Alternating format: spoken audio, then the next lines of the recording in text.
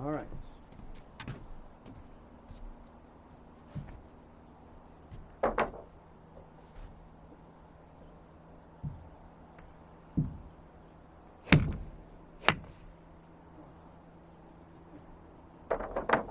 Darn it.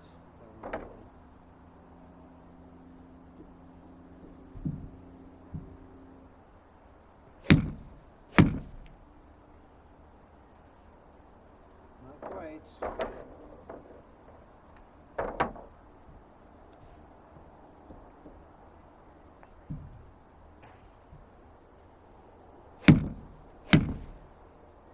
Ooh, that one was close. Oh, hey, hack golfers. Ron Sisson from Calgary, Alberta, Canada, with another post. I was just trying to do a thing that I heard Chichi Rodriguez did once when he came to Calgary and did an exhibition at Hampton's Golf Club here, where he hit one ball and faded it one way, and then hit the other one and drew it, and had them collide in the air. Now, I don't know if that's even possible, but I've been trying for the last 6 years. I come close once or twice.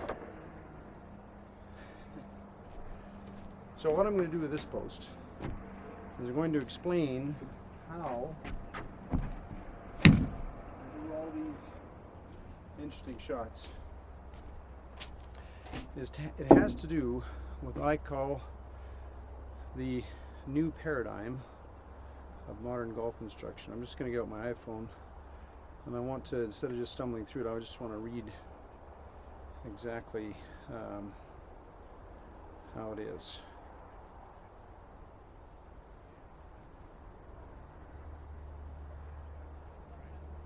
So, in golf, when a human being strikes a golf ball with a full motion swing, what is actually happening is remarkably different than what appears to be happening. In the current paradigm, the theory of what's happening when a human being strikes a golf ball is as follows. It appears that elite golfers are moving their bodies through a series of complex movements and positions that they've burned into muscle memory through countless hours of practice. They then execute these movements on the golf course by way of biomechanical swing thoughts.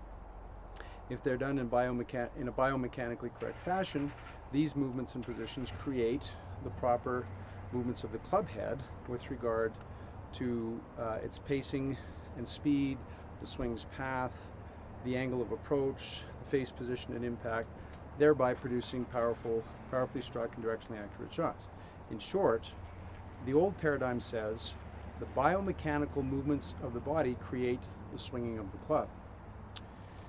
I believe that what is really happening is actually quite different than what appears to be happening. In the new paradigm, what is actually happening is this.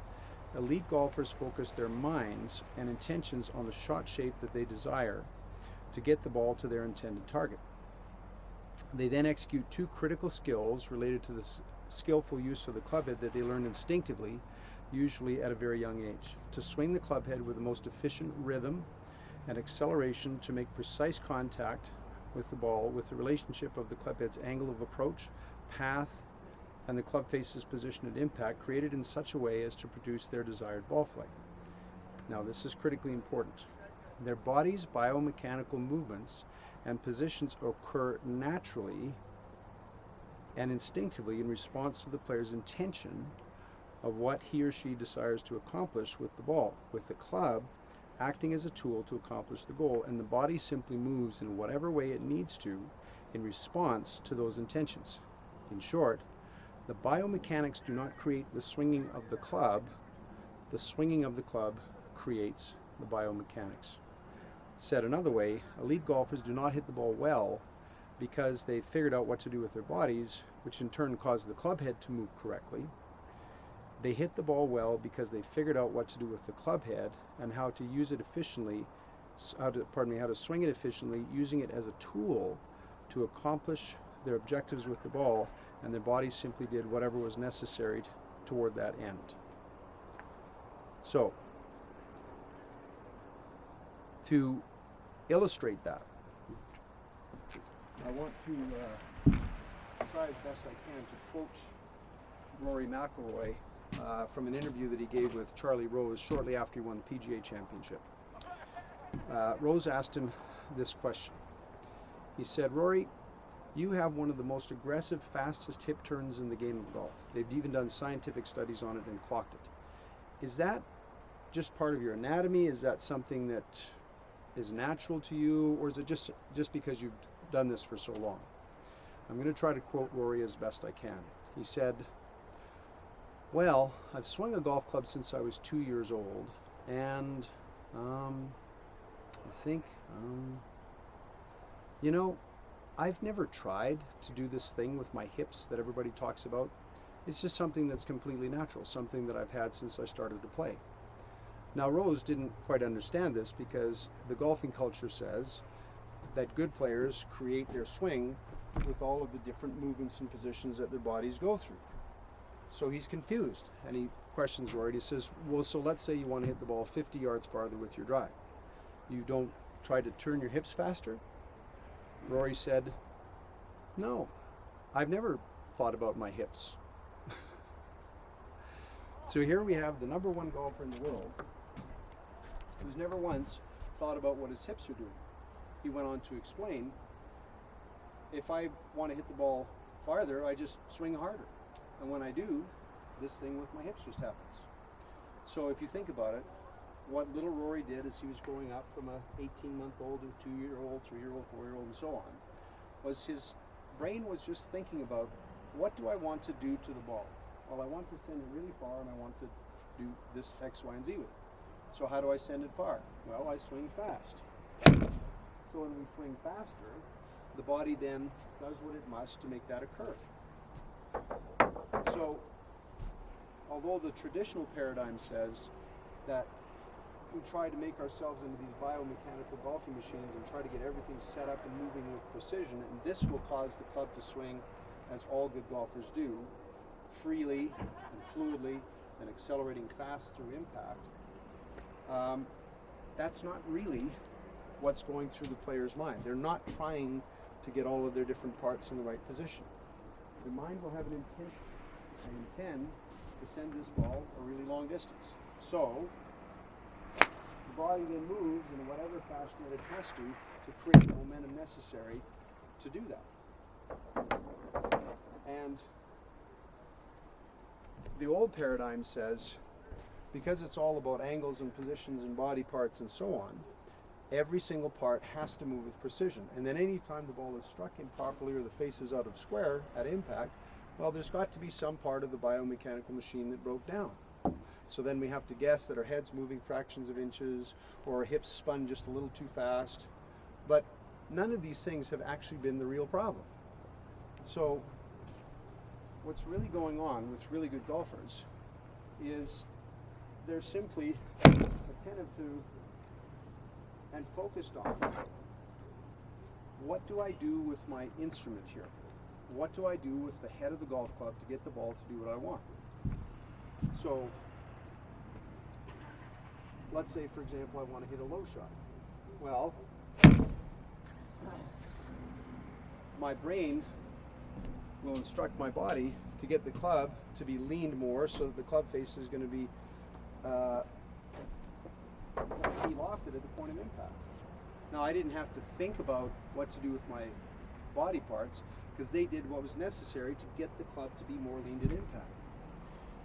You see, the body can only obey the instructions that it's receiving from the brain. So when you're striking a golf ball, if your brain is thinking, okay, so spine stays straight, arms stay straight, okay, rotate around spine angle, keep my head still, keep my spine tipped over, well, that's all well and good, but the problem is your attention is now not on the actual task. The actual task in golf is to swing a club and strike a motionless ball. And in the new paradigm, good golfers simply execute two skills that they learn instinctively as little kids. The first skill is to swing the club head freely, fluidly, and fast. So if this club head is swinging freely without any restricting tension, fluidly with a smooth rhythmic swing backwards and forwards, and accelerates to maximum momentum fast through the bottom of the swing where we impact the ball, That's the first critical swing. Those three characteristics, free fluid fast, are what I call a real swing, hence the name of my company, Real Swing Golf. If any of those elements are missing, it isn't really a golf swing. It can't be described as a golf swing. Now, while that all happens, the second critical skill that good golfers instinctively develop is the ability to, as I call it, strike ball with swinging club head asterisks. Now the asterisk leads to the fine print at the bottom of the contract, which says, oh, by the way, striking the ball with a swinging club head, it has to be exactly on center or within about 1/4 of an inch to 3/8 of an inch at the outside to get something not too bad. If you want the really nice ones though, it's got to be dead on the money or within the thickness of a nickel or a Canadian dollar coin in the loom. So the old paradigm says, oh, that's accomplished by making sure every single body part is moving exactly correctly to within a 1/16 of an inch tolerance. Do you think that's really possible? Do you think while you're swinging a club, you're going to make sure all the parts of you are moving exactly Louis Oosthuizen or Tiger Woodsian biomechanically correctly to within 1/16 of an inch accurate? In the new paradigm, the attention is not on body parts at all. It's on feeling the weight of the club, and if your hands are soft enough and relaxed enough, you'll feel the weight of the club. And then when you swing it free and fluid and fast, the weight of the club, you start to feel the arc that it makes through the air.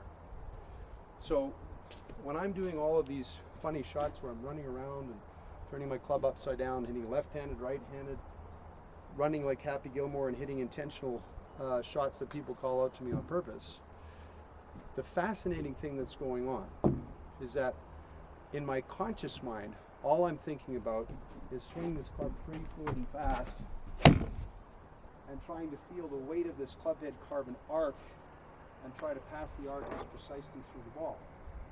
That's what's going on in my conscious mind. Subconsciously, and this is the astounding part, the brain and body and neuromuscular systems are doing trillions of calculations as my eyes give me accurate information as to the whereabouts of the ball, and then my body does whatever things it must to get the club head to pass through the ball where it sits.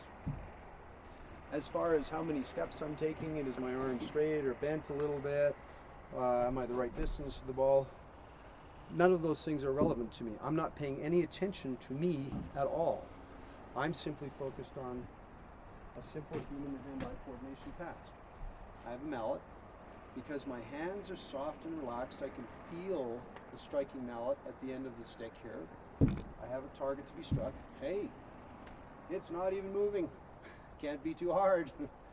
And then, although my eyes are looking at the ball, I'm not thinking about my eyes looking at the ball. That's instinctive.